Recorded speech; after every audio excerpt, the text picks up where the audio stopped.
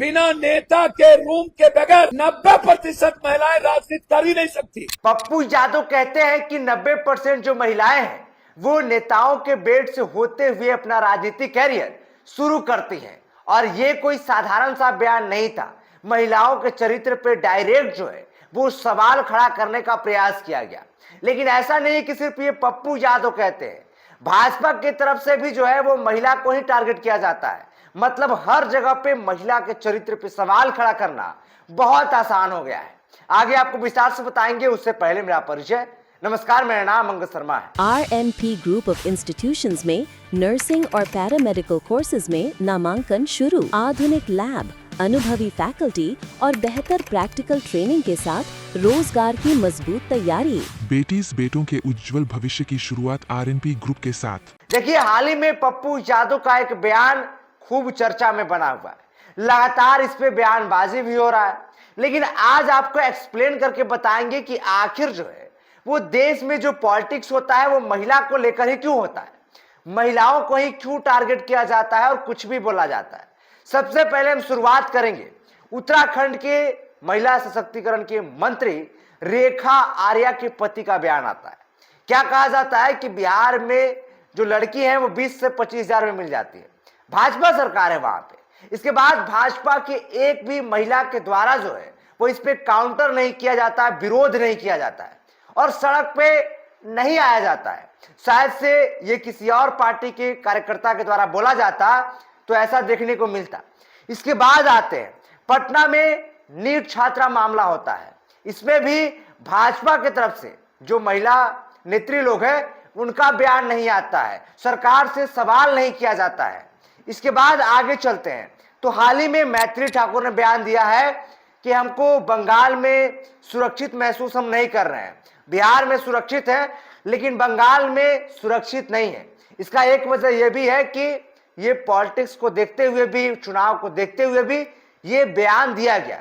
इसके बाद आते हैं पप्पू यादव का बयान आता है कि जो 90% महिला है वो नेताओं के बेड से होते हुए अपना राजनीतिक करियर शुरू करती है।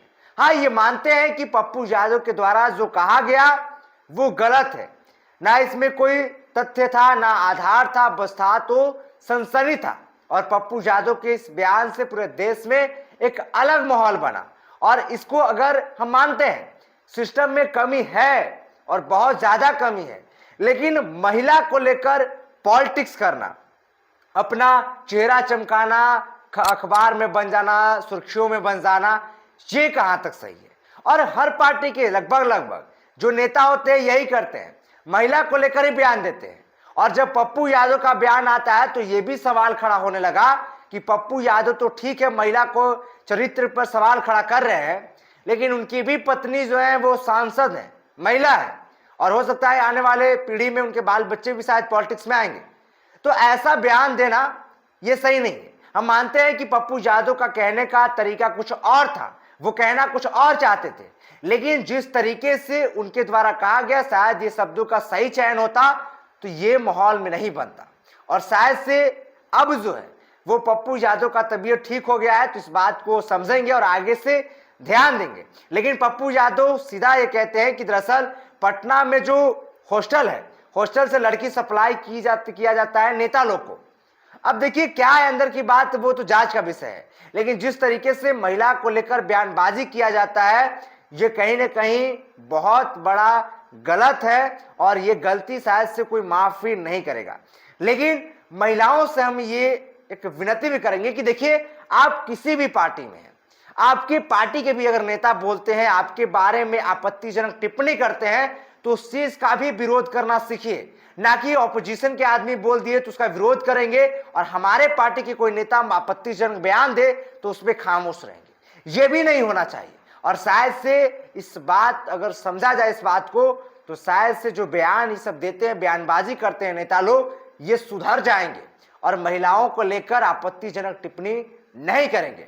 लेकिन पप्पू यादव का ये बयान अभी खूब चर्चा में है और लोग सवाल पूछ रहे हैं कि पप्पू यादव को क्या हो जाता है, क्यों आखिर जो है वो ये सब बोलते हैं। लेकिन पप्पू यादव एक समय में पटना नीट छात्रा केस पर भी वो सवाल कर रहे थे, सिस्टम से सवाल पूछ रहे थे।